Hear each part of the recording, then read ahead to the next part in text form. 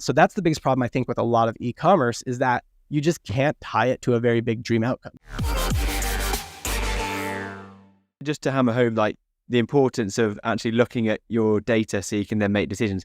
If you don't take notice of the attribution or what's driving your sales from different areas, then where does that leave us? Yeah, I mean, success probably in life, but definitely in business. I don't know that I should be giving anybody life advice, but success in business is just a series of good decisions, right?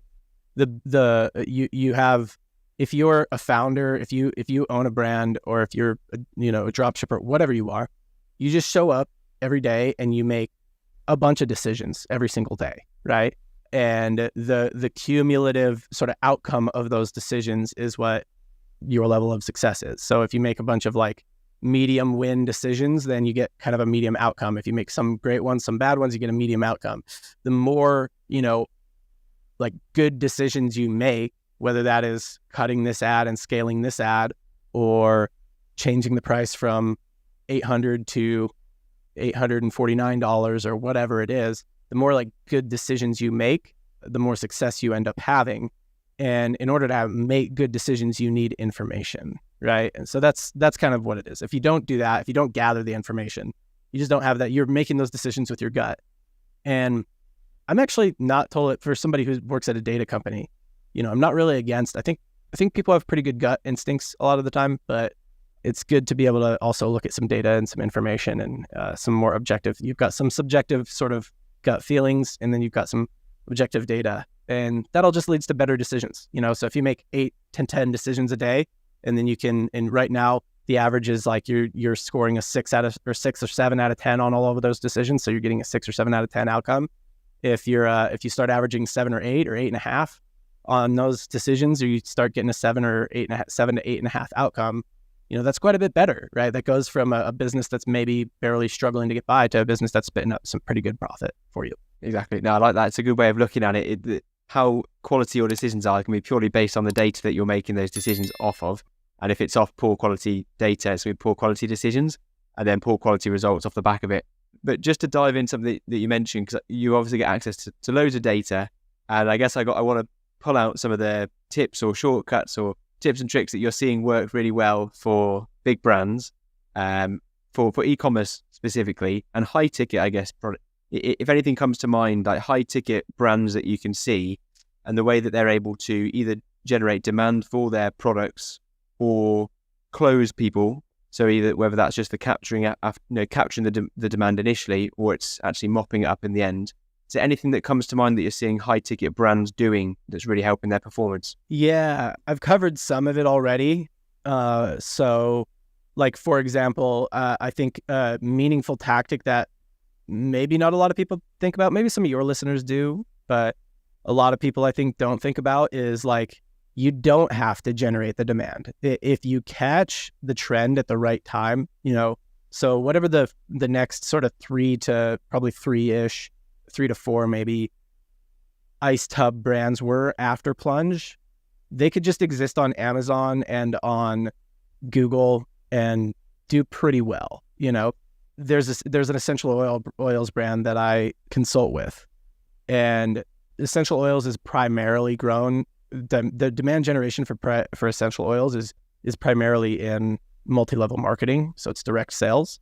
They don't do that. They just like price a little bit cheaper, and they're huge on Amazon, because then all this demand is created for like lavender oil and tea tree oil and jojoba and castor oil and all this stuff. So then people go search it on Amazon and on Google, and there they are, right? So all those direct sales reps, or whatever you call them, MLM people, the basically Utah moms, are out there just peddling it to their friends on Instagram. And then once their friends actually start to like it and don't want to buy it for $50 a bottle anymore, they go find it for $25 a bottle from this brand. So they don't control their own destiny. Of course, if that market shrinks or grows, they're subject to that. But I think that's like a very valid tactic that I have not thought of as much. But you have to be aware that that's what you're doing, and that like you're not going to project growth. You're saying we're just taking what the market gives us, right? So that's one thing. I think the other thing I covered is replacement brands. I think are doing really well at the moment. or reframing a product to be for a different thing, right? These are t-shirts, but they're t-shirts for dad bod. This is, tape, but it's tape for your mouth at night, right? So reframing a product, I think that's probably harder to do than doing a replacement brand. So replacement brands, I see that as a trend that's working really well right now. Another thing I think as a channel that's working really well right now for especially high ticket is podcast advertising. And I'll be more specific. So podcasts that have a significant presence on YouTube, or YouTube creators that specifically create content that is content you could have a parasocial relationship with them. And so they talk, you hear their voice and you see their face and you know some of their opinions and you know some things about them, and people feel like they're friends with the creator. So, specifically on the channel of YouTube, I think Instagram's gotten a little overpriced in the influencer space. TikTok's got, there is a trend around TikTok too, I'll circle back to, but TikTok's kind of its own thing, but specifically YouTube creators that create long form content, whether it's podcast or some other form of content where they talk and like people listen and people see their face. I'm seeing a lot of high ticket brands do well in that space, and not a lot of, and there's a barrier there though. You know what I mean? Like you've got to be willing to just spend the $5,000 or $10,000 to do the video product integration, and it might totally flop. Like I've seen people spend $3-4 grand and get 2 sales on a product that's $200. So you've got to be willing to like take a big risk, and that's actually kind of why it works, because there's still human to human deals. So there's like, you can find market inefficiencies with human to human deals, and that you've got to be willing to like take that risk, where on Google you can start at $50 a day. You know what I mean? So those are a couple trends I'm seeing. TikTok is also a trend. I would say the most exciting trend on TikTok is people who are getting TikTok creators to talk about their products and as part of the TikTok sort of affiliate program and link to their TikTok shop. TikTok is moving, like pushing a lot of volume of views and organically into those videos, or there are some creators or there's some brands that are going live. They're creating their own content that goes viral and sells a lot of product in their TikTok shop, or they're going live a lot and selling a lot of product in their TikTok shop. There's one brand, this is not high ticket, but there's a brand called DAP Sports, DAPPZ. If you look them up on TikTok, they're just live all day, every day, selling sports cards, So I think there's, that's also sort of a lane or a trend that I see in this year, 2024. But yeah, a lot of it comes down to like the first 2 things I said, where can you frame it up as a replacement brand or something like that? That's what it comes down to, because then you can message it anywhere, Yeah, it's brilliant. But I love it. I think the replacement idea is one that stands out to me. And also collecting demand. You don't have to be the one that creates the demand, because there's a lot of skill in that. And if you haven't got experience, if you can just see trends, if you're very good at spotting a trend and being the second or third mover in that industry, then you can benefit from all of the demand that first person brings. Yeah, in terms of quick one on the replacement one, because I think people will be interested in trying that. How would you identify a product that would be likely for replacement? So if you know that an ice sponge, how would you like go into a niche knowing that there is an opportunity for you to replace kind of the benefit that you associate with that product? Yeah. So I think that with replacement, what you're looking for is, what is the current thing they spend money on that takes them away from big dream outcome? For dropshippers especially, you have actually a little bit of an advantage on this if you're a dropshipper, because if you just go to work at a brand, or if you start like, you're sort of just tied into whatever that is. But the biggest problem, if I back up a little bit, the biggest problem that most e-commerce brands have is that the dream, if you go back to that formula I said earlier of like, dream outcome times perceived likelihood of success, over time, delay, and effort and sacrifice. The biggest problem a lot of e-commerce brands have is that there's just not a very big dream outcome, right? So this brand, the hat that I'm wearing right now, it's called Ondar.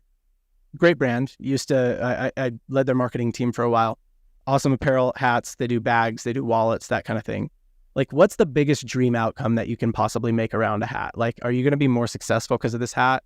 Are you going to make more money because of this hat? Are you going to, sleep with more people because of this hat? Are you going to lose weight, be healthier, be happier? Or, like, you can't really tie that big of a dream outcome to a hat. And if you do, and you're saying, well, the hat gives you confidence and confidence does that, like, it's too contrived. It feels cringy, right? Or what do the kids say these days? It's chuggy. or whatever. Yeah. Or they say it's cap. I think they say it's capped. Yeah, it's capping. You're capping about the cap, right? So I think that's like that's the biggest problem with a lot of e-commerce, is that it's just like any clothing brand. Like, how tied is it to a dream outcome? Really, it's not that tied. And if you try and tie it to a dream outcome, you're like selling a vibe. You're selling sort of something aspirational, but it's like an unspoken aspirational thing. So there is something there where it's like, oh, I want to look like this person. I want to be like this person. But you're supposed to say it. They're not. People aren't supposed to want to keep up with the Joneses. So you can't just like overtly state that. You know what I mean? You have to like say it subtly. And so that's the biggest problem, I think, with a lot of e-commerce, is that you just can't tie it to a very big dream outcome. So the very first part of that equation, you're already hurting on. The other thing is, like, most e-commerce, like time delay, like there's an expectation that there's very little time delay at this point in e-commerce. Perceived likelihood of success, right? Like, again, if you can't try to tie it to a dream outcome, how you can't really even move that lever. So then all people do is they're just like, I guess let's play with the price or play with the offer, 50% off or whatever, right? Because it's the effort and sacrifice element is the only thing that they can play with.